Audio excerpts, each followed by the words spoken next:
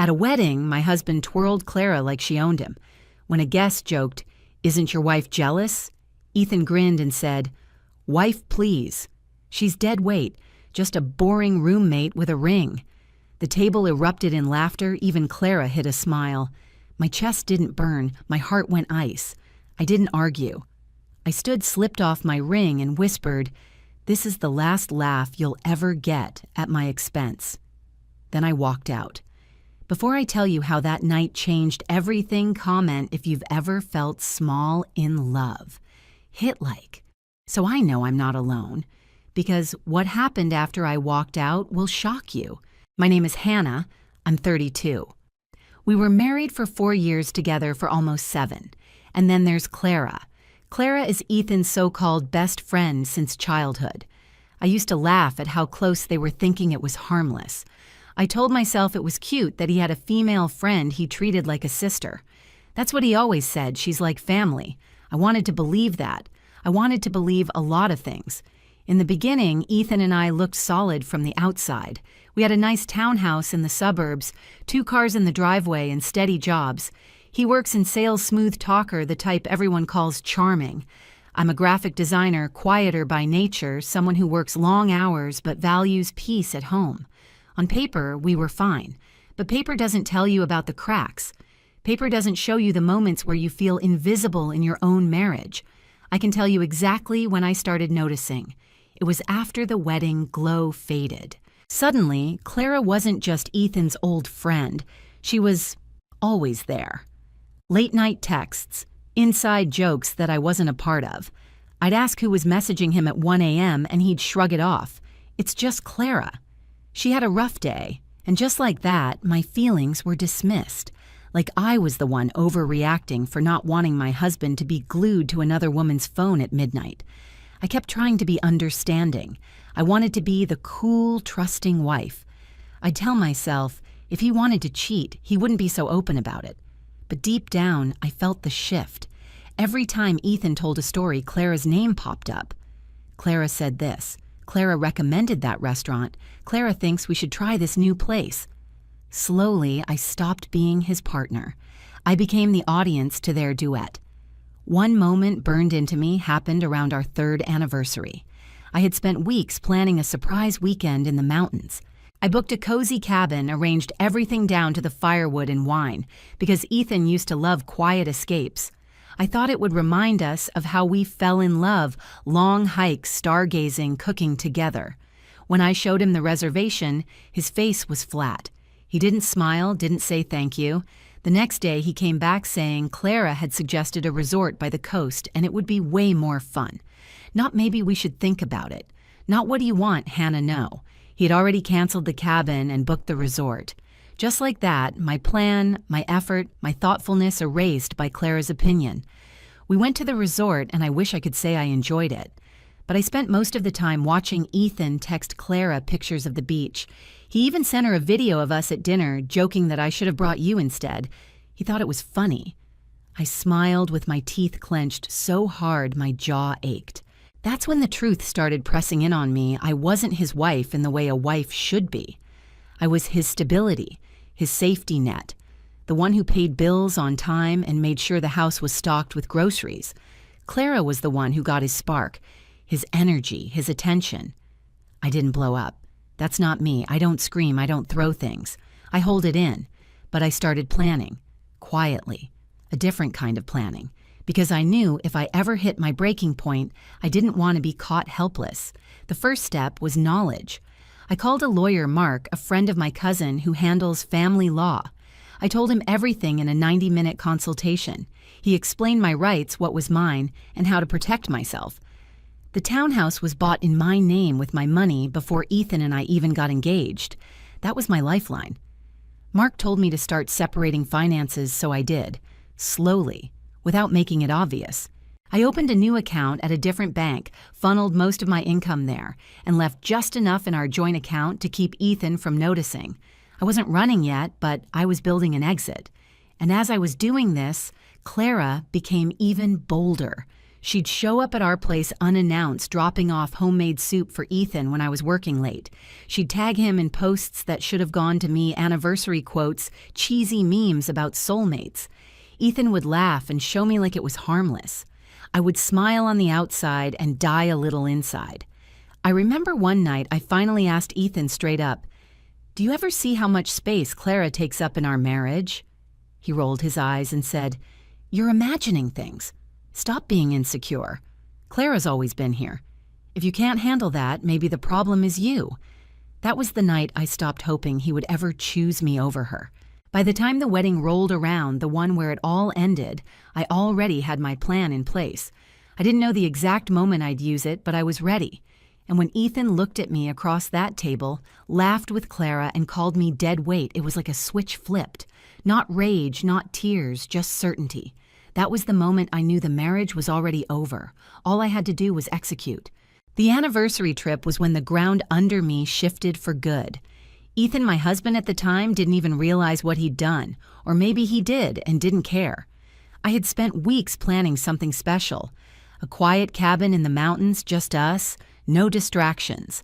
I booked the place with money from my account-packed board games we used to play, and even found the little trail where we'd once gotten lost and ended up laughing in the rain. I thought it would remind us who we used to be before Clara took up so much space in our lives. When I showed Ethan the photos of the cabin, his response was a shrug. Not a smile, not a thank you, just looks kind of boring. The next day, he came home grinning. He said Clara, his so-called best friend, had told him about a luxury coastal resort that was perfect for couples. He had already booked it. My stomach dropped. It wasn't a suggestion. It wasn't even a discussion. It was Clara's idea, and therefore, it was the final decision. My effort, my intention, my voice, none of it mattered. I remember staring at him across the kitchen island thinking, "Did you even think about me for a second?" But I swallowed the words. If I argued, it would only turn into him calling me paranoid or insecure. I had learned the pattern. I bit my tongue, packed my swimsuit, and went to a resort I never asked for. The trip was torture. Ethan spent more time with his phone than with me. He sent Clara photos of the ocean videos of the lobby, even a picture of me at dinner with the caption, "Wish you were here." Clara replied with laughing emojis and hearts. He showed it to me like it was some inside joke I should laugh at too. I smiled with my lips tight, but in my head, something broke. That was when I realized I wasn't his partner. I was a placeholder, a prop, the wife on paper while Clara got the attention, the energy, the excitement. I didn't scream. I didn't throw a fit. Instead, I made a choice I would stop begging for scraps of respect. I'd start preparing for freedom. That night, while Ethan snored beside me, I lay awake staring at the ceiling, running through scenarios. If I walked away, what would I need? Money, legal security, a plan.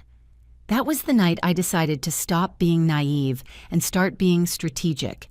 The first step was protecting myself. I scheduled another meeting with Mark the lawyer I had quietly consulted before. He explained things clearly. The townhouse was in my name, bought before marriage, which gave me leverage. He advised me to start moving my income to my separate account and to make a clean record of all joint expenses, so Ethan couldn't claim I'd left him high and dry. I followed every word. Each day I took small steps.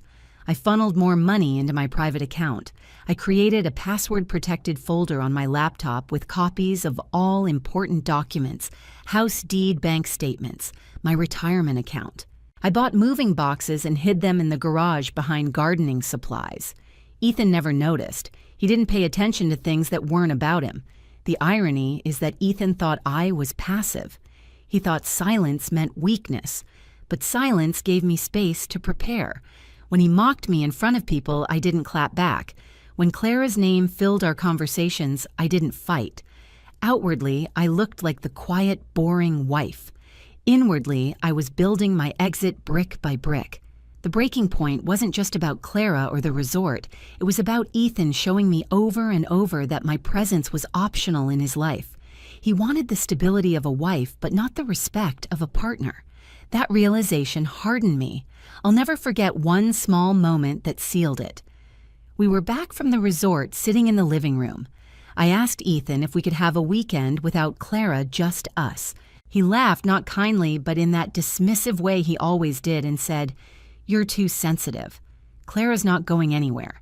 If you can't accept that maybe you're not cut out to be with me." I nodded. I didn't argue. I didn't even cry. But inside, I thought, you're right. I'm not cut out to be with a man who treats me like a backup plan. That was the day I mentally divorced him. The paperwork would come later, but in my heart, it was over. I was just waiting for the right moment, the undeniable proof, the final straw to pull the trigger. And that moment arrived at the wedding. The night he danced with Clara ignored me completely and told a group of strangers that I was dead weight. That wasn't just an insult. It was a confession. He thought I was nothing. He thought I had no power. But the truth was, by then, I already had everything in place. My finances, my lawyer, my plan. So when Ethan grinned at that table and threw away our marriage with a laugh, I didn't need to scream. I didn't need to fight. I just needed to walk out and finally execute the plan I had been building in silence for nearly a year. When Ethan humiliated me at that wedding, it didn't feel like the world was crashing down. It felt like clarity. He thought he'd made me small with his words, but what he really did was give me permission to leave without a second of doubt. The second I walked out of that ballroom, it wasn't heartbreak guiding me anymore. It was procedure. I went up to the hotel room, quiet as a shadow. Ethan was still downstairs, twirling Clara, soaking up the laughter. I didn't touch the minibar, didn't even sit down. I went straight to the dresser, slipped off my wedding ring, and placed it on top like it was a piece of costume jewelry I'd borrowed for a role that had finally ended. For a long moment, I just stared at it. My chest wasn't heavy. It was light. That tiny gold band had been the heaviest chain I'd ever worn, and taking it off felt like breathing again. Then I packed. Not in a rush, not frantically, just calm, deliberate movements. Dress folded, makeup bag zipped, shoes in the side pocket. Every item clicked into the suitcase like I'd rehearsed it. Because in a way I had. I'd pictured this moment in my head so many times that when it finally arrived, my body just moved. I rolled the suitcase to the door, took one last look at the room, and walked out. At the front desk, I checked out of the hotel without a word. The receptionist asked if I'd enjoyed my stay. I smiled politely and said it was exactly what I needed. Then I got in my car and drove home in silence. No music, no phone calls, just the hum of the engine and the steady beat of my own heart. For 40 minutes, I felt something I hadn't felt in years, peace. When I reached the townhouse, my townhouse, I switched into execution mode. Step 1, secure the property. I walked straight to the smart home control panel in the kitchen. Ethan had his own profile with access codes, fingerprints the works. 2 clicks and he was gone. His access deleted. His key fob dead. Then I went to the garage and manually reset the entry code. 5 minutes later, Ethan was locked out of my home, and he didn't even know it yet. Step 2, cut off the money. Ethan loved our joint bank account because he treated it like his personal fun fund. Dinners, out, surprise gifts for Clara. New gadgets he didn't ask me about. He thought it was endless. It wasn't. That night, I logged in and transferred every last dollar into my private account. Then I froze the credit card he carried, the one I'd stupidly given him a supplementary card for. A few clicks, and it was gone. If he tried to buy a drink that night, the machine would decline.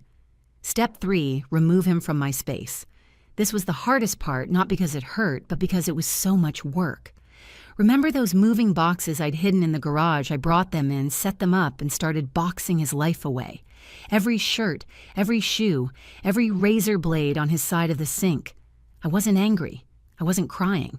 I felt detached, like I was a property manager clearing out a tenant who'd skipped rent. Box after box, labeled neatly stacked in the garage. By the time the sun came up, 42 boxes stood there sealed with tape filled with every trace of Ethan. My house finally looked like mine again. Clean, quiet. At 3 a.m., I sent a 2-word email to my lawyer, Mark Filet. Then I shut the laptop, crawled into bed, and slept harder than I had in years. The next morning, my phone lit up like a slot machine. First, a casual text from Ethan. "You left early, thought you were just tired. I'll see you at home." I ignored it. An hour later, another text.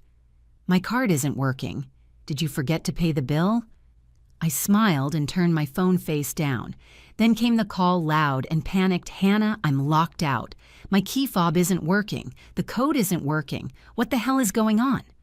I answered that one. "I know," I said. Just those 2 words. "What do you mean you know? This isn't funny. Let me in." His voice cracked like a teenager's. "No," I said, flat as stone. "What do you mean? No, Hannah, stop being crazy. Open the damn door." I could hear Clara's voice in the background, shrill and uncertain. She can't actually do this. She wouldn't. That almost made me laugh. They thought I wouldn't. They thought silence meant weakness. "I heard you, Ethan," I said. "I heard every word you said last night about me being dead weight, about me being boring. So consider this me making things a little more exciting for you. You're free now. No boring wife. No boring house. Just you and Clara, exactly what you wanted." He stammered, denied, begged, claimed it was a joke, claimed I was overreacting, claimed I was ruining everything over nothing. I didn't budge. "All your things are in 42 boxes in the garage," I said. "A moving company will pick them up tomorrow and take them to a storage unit.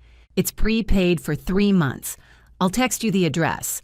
After that, it's your problem. The joint account is closed. The credit card is canceled. The divorce papers will be served Monday. You can't do this," he snapped. "I already did," I replied. Then I hung up and blocked his number. That was phase 1, and it felt flawless. Ethan didn't disappear quietly. Of course he didn't. Men like him, people like Clara, they don't know how to face consequences. They only know how to twist the story so they're the victims. The day after I locked him out, my phone lit up with missed calls and messages. At first, it was irritation. Ethan acting like I'd made a silly mistake. "Hey, Hannah, I think something's wrong with the house system. Can you reset it? I can't get in." He thought it was a glitch. Then the panic set in. "Why is my card declined? Are you messing with the bank account? This isn't funny." Then the anger opened the door. "Hannah, I'm serious. You can't just lock your husband out." By noon, the tone had shifted from him to them. Clara started calling from her number. I didn't answer. She left a voicemail, her voice dripping with fake sweetness. "Hannah, I think you're confused. Ethan told me what happened. You must have misheard. He was just joking at the wedding. You're overreacting. You need to stop this before you regret it." I listened once, saved it, and moved on. Then came Ethan's mother. A long emotional voicemail about how disappointed she was in me, how I was humiliating the family, how Ethan was devastated. I almost laughed. Devastated. The same man who twirled Clara like she was the bride. The same man who called me dead weight in front of strangers. If he was devastated, it was because for the first time he wasn't in control. By evening, the narrative machine was running full speed. Friends of his started sending me texts. "Why did you throw Ethan out?" That's abusive. One even accused me of being violent, saying they heard I lost it at the wedding and embarrassed him in front of everyone. That was Clara's hand at work. She was always good at playing the sympathetic victim. I could see her spinning the story, poor Ethan stuck with a crazy, jealous wife who couldn't handle his female best friend. They underestimated me again. They thought I'd chase people down to defend myself. They thought I'd waste my breath explaining begging people to see my side. No, I didn't need to convince anyone with words. I needed proof, and I knew exactly where to get it. See, weddings in 2025 are basically live streamed. Everyone films everything. I remembered Ethan's cruel little speech the moment that froze my heart. Somewhere in that ballroom, someone had their phone pointed at the bar. All I needed to do was find it. The obvious choice was the official videographer, but that route was messy and expensive. Instead, I thought of the bride's younger cousin, Maya. She couldn't have been more than 19, and I'd seen her glued to her phone the entire night, recording every dance, every toast, every laugh. I looked her up on Instagram, found her easily. She'd already posted clips from the wedding. I sent her a message. I told her I was putting together a little memory book for the bride and groom and wanted to collect candid clips from the night. She was thrilled to help. Within an hour, she'd sent me a link to a shared folder with all her videos. I spent the next hour scrolling through shaky footage of people dancing, clinking glasses, laughing too loudly. And then I found it. Maya had filmed a group on the dance floor, but in the background, perfectly framed and crystal clear, was the moment at the bar. I could hear the woman asking, "Isn't your wife jealous?" Ethan's grin, his smug voice saying, "Wife, please, she's dead weight. Just a boring roommate with a ring." Then the laughter. Clara's fake smile, the whole group treating my marriage like a punchline. 10 seconds. That was all it was. 10 seconds that justified every decision I had made. 10 seconds that turned all of Ethan and Clara's lies into dust. I clipped the video and saved it. That was my silver bullet. I didn't blast it online. That's not my style. Public drama wasn't the goal. Precision was. I made a list of recipients, the bride and groom, Ethan's parents, Clara's long-term boyfriend, and a few mutual friends who mattered. I wrote one short message. I know you've been hearing stories. Here's the truth. This is why my marriage is over. I attached the clip and hit send. Then I turned my phone on silent, set it face down, and went for a long walk. When I came back, the messages were waiting. One from the bride, furious at Ethan for turning her wedding into a circus. One from Ethan's sister, apologizing to me and calling her brother an embarrassment. And one from Clara's boyfriend, short, sharp, final. "Thank you for showing me this. She won't be coming home tonight." For the first time, Ethan and Clara weren't the ones controlling the story. They weren't laughing at me, whispering behind my back, spinning lies. For the first time, they were exposed, and that was only the beginning of their unraveling. The 10-second clip did what hours of arguing never could. It silenced the noise. It didn't need context or spin. It was Ethan's own words, clear as day, cutting his marriage apart in front of strangers. And the beauty of it, I didn't even have to send it to everyone. I sent it to just enough people, and the echo did the rest. The bride called me first. She was livid, not at me, at Ethan and Clara. "That was my wedding," she snapped. "They used my reception to humiliate you, to make a joke out of marriage in front of my family." "Hannah, I am so sorry." Her voice cracked on the word sorry, and in that moment, I realized how much collateral damage Ethan and Clara had caused. It wasn't just me. They had turned someone else's celebration into their stage. Then came Ethan's parents. The first time his mother had called, she scolded me, begged me to fix things. This time she was different, shaky, humiliated. I didn't know Hannah. We didn't know he would say something like that. Her voice was small, like she was struggling to believe her golden boy had been exposed for what he really was. She tried to defend him. At first, maybe he was drunk, maybe it was a joke, but the words sounded hollow even to her. She knew. She couldn't deny the evidence. And then Clara's boyfriend, Daniel. His message was only 2 sentences. "Thank you for showing me. She's out of my life." Hours later, I saw he'd posted the clip himself on Facebook, tagging both Clara and Ethan along with a scathing paragraph about years of lies, disrespect, and betrayal. That was the wildfire. Once Daniel made it public, it spread fast. Mutual friends saw it, shared it, commented. The sympathy Ethan and Clara had tried to build evaporated overnight. Their version of the story, me as the crazy, jealous wife, collapsed under the weight of Ethan's own voice on video. The confrontation wasn't face-to-face. It didn't need to be. Every call, every message was the world finally telling Ethan what I had wanted to scream for years. "You are not the victim. You are the problem." He tried, of course. He left me voicemails swinging between rage and desperation. One minute he was furious. "You ruined me, Hannah." Over one stupid comment. The next he was pleading, "Please, let's just talk. We can fix this." I didn't respond. Not once. The silence was my power, and I wasn't giving it up. The real echo came from people I never expected. Ethan's boss called me not to pry, but to say he had seen the video circulating. Ethan worked in sales, a field built on charm and reputation. No one wants to buy from the guy publicly humiliating his wife at a wedding. By the end of that week, I heard through mutual contacts that Ethan had been let go. They phrased it politely, but I knew the truth. His career, like his marriage, had crumbled with a single clip. Clara didn't fare any better. Daniel's public breakup scorched her social circle.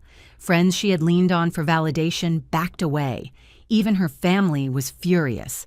Her parents, who had always doted on her special friendship with Ethan, couldn't look past the shame of seeing their daughter smirking in that video while another woman was being degraded.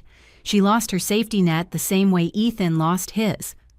The final confrontation wasn't a screaming match in my living room or a tearful scene at the doorstep. It was watching the two of them stand in the wreckage of their own choices. They had laughed at me together, thinking I was powerless. Now they were the punchline. The echo carried further than I ever intended. Old college friends reached out women I hadn't spoken to in years, telling me they had seen the clip and were proud of me for walking away. One of them wrote, "That silence at the end when you just walked out, that was louder than anything you could have said. I didn't plan it that way," but she was right. Sometimes leaving quietly makes the biggest noise. The best part, I didn't have to smear Ethan or Clara with accusations. I didn't have to scream, "I told you so." All I had to do was hold up a mirror. And when everyone saw their reflection, the cruelty, the arrogance, the entitlement, no one could unsee it. That was the echo. Not just the video replayed on phones and whispered about at dinner tables. The echo was in the silence that followed. The silence where Ethan no longer had defenders. The silence where Clara's name stopped popping up in conversations. The silence where I could finally breathe without wondering what role I was playing in someone else's performance. For years, I had been invisible in my own marriage. For years, Clara was center stage.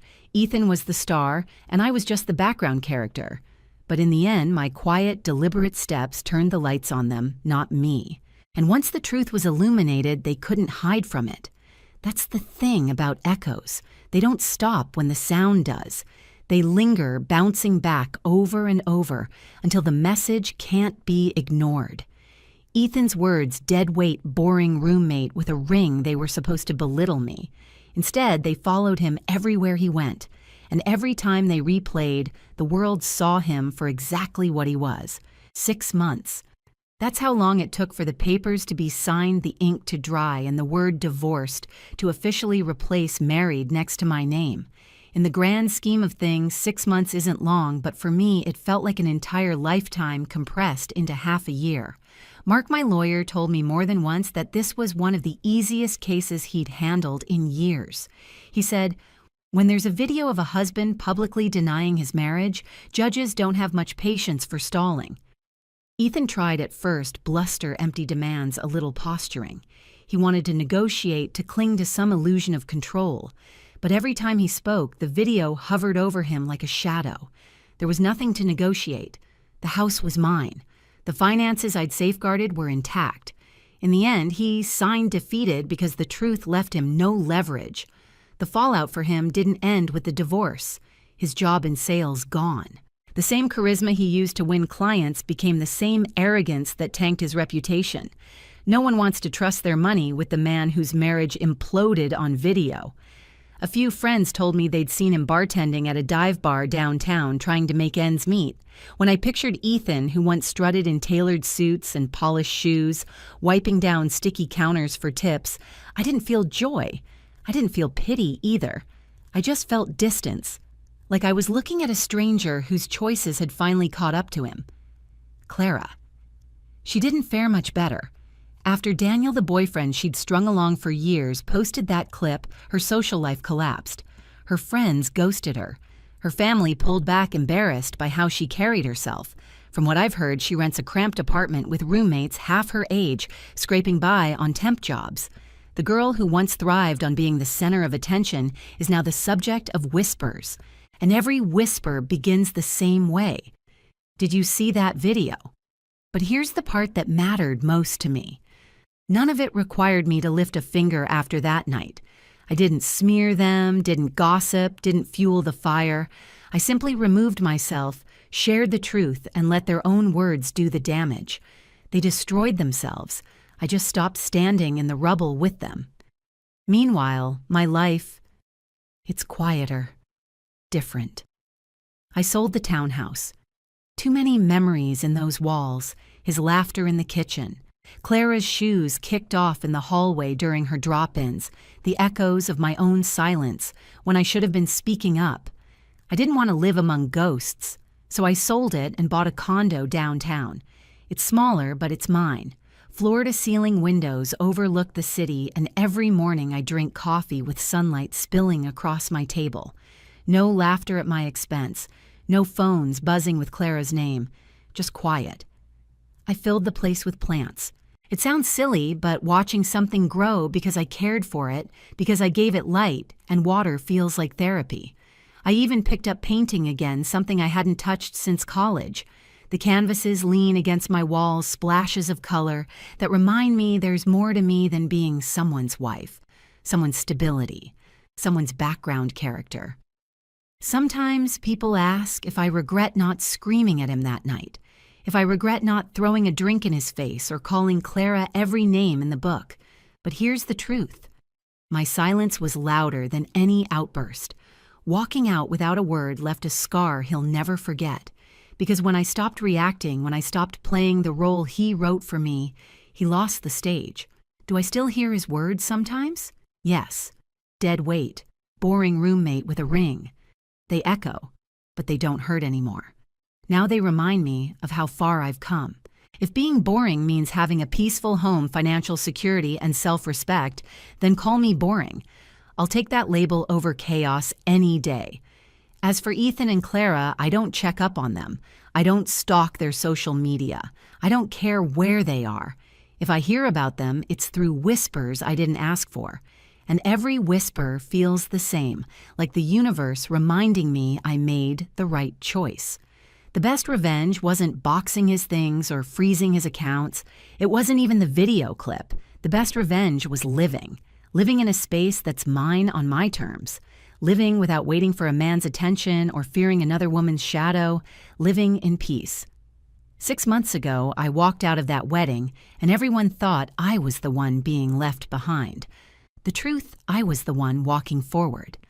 Ethan woke up the next morning in a strange hotel bed expecting me to be there, but he was already alone long before I left. I just finally made it official. If you've ever been dismissed or disrespected by someone who was supposed to value you most, you know how much it stings. My story isn't just about betrayal, it's about finding strength in silence and walking away with dignity. I'd love to hear your experiences. Share them in the comments because your voice matters here. And if you believe truth speaks louder than revenge, hit like, subscribe, and join me for more stories that remind us we are never as powerless as they want us to think.